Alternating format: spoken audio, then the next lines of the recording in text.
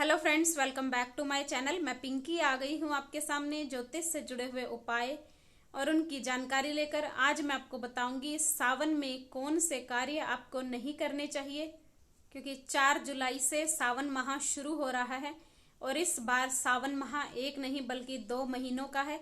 4 जुलाई से 31 अगस्त तक अधिक मास होने के कारण इस बार 2 महीने का सावन शिव भक्तों को मिल रहा है। शिव भक्तों के लिए ये एक बहुत ही खुशी और प्रसन्नता का विषय है कि भगवान शिव की आराधना वो 1 महीना नहीं बल्कि 2 महीने करेंगे, क्योंकि जब कोई पर्व आता है तो हम विशेष रूप से सक्रिय हो जाते हैं। बाकी दिनों में हम थोड़ा सुस्त रहते हैं, आलसी रहते हैं।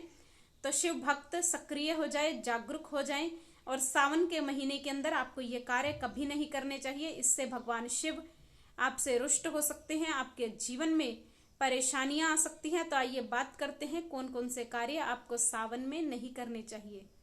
शिवलिंग पर कभी भी आपको हल्दी नहीं चढ़ानी चाहिए। दूसरा, शिवलिंग पर कभी भी सिंदूर और कुमकुम नहीं चढ़ाया जाता। सिंदूर और कुमकुम आप माता पार्वती को चढ़ा सकते हैं, माता पार्वती को तिलक लगा सकते हैं, लेकिन शिवलिंग पर कभी भी कुमकुम से तिलक नहीं किया जाता।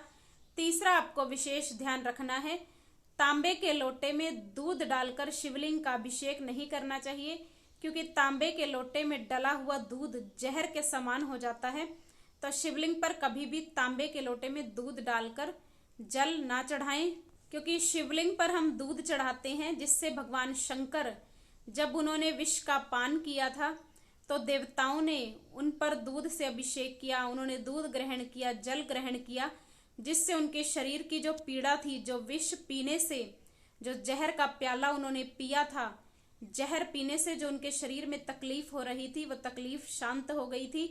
इसीलिए शिवलिंग पर दूध और जल चढ़ाया जाता है। लेकिन तांबे के लोटे में डाला हुआ दूध जहर के समान हो जाता है और भगवान शिव ने जहर को ही ग्रहण किया था, तो इससे उनकी परेशानी बढ़ सकती है। इसीलिए आपको शिवलिंग पर कभी भी तांबे के लोटे में दूध डालकर जल नहीं चढ़ाना चाहिए।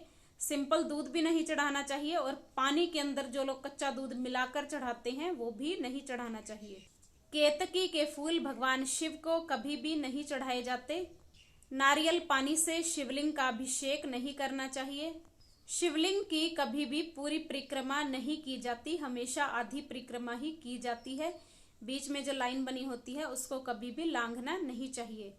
और काले वस्त्र पहनकर शिवलिंग को कभी भी पूजना नहीं चाहिए, शिवलिंग की पूजा नहीं करनी चाहिए। विशेष रूप से महिलाओं को काले वस्त्र पहनकर शिवलिंग की पूजा नहीं करनी चाहिए।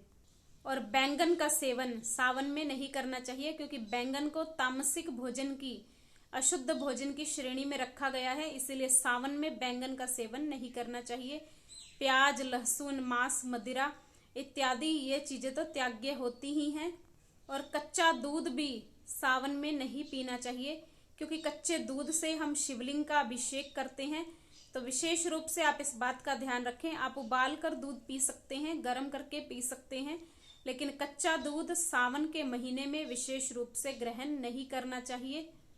शंख से शिवलिंग का अभिषेक कभी नहीं करना चाहिए। शंख में जल डालकर या दूध डालकर शिवलिंग पर नहीं चढ़ाया जाता, क्योंकि भगवान शिव ने शंखचूड़ राक्षस का वध किया था।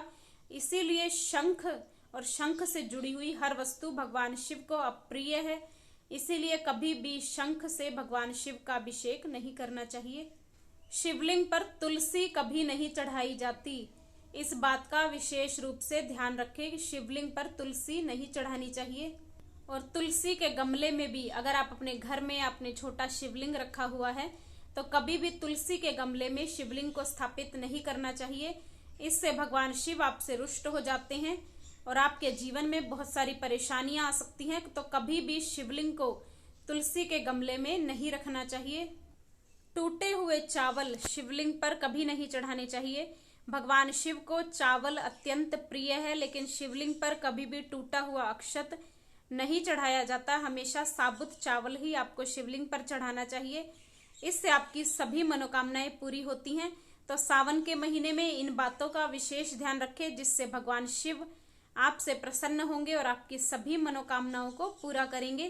तो मेरी वीडियो को लाइक, शेयर और चैनल को सब्सक्राइब कर दें और आपके जीवन में इसी प्रकार सुख, समृद्धि, खुशहाली बढ़ती रहे। ऐसी मंगल भावना के साथ, जय गुरुदेव।